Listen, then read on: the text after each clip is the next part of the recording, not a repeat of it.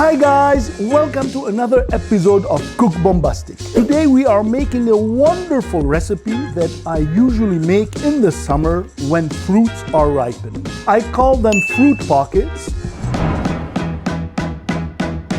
In this recipe, I will use peaches. I cut the peach into slices, add water, lemon, sugar, cinnamon, starch, put it in a pot, and cook for 1 minute. Let it cool down and divide the dough into 4 pieces.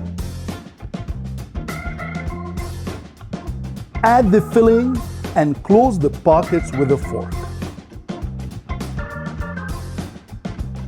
Bake at 180 degrees until golden. It takes about 15 minutes. Remove from oven and sprinkle with powdered sugar. It tastes so good.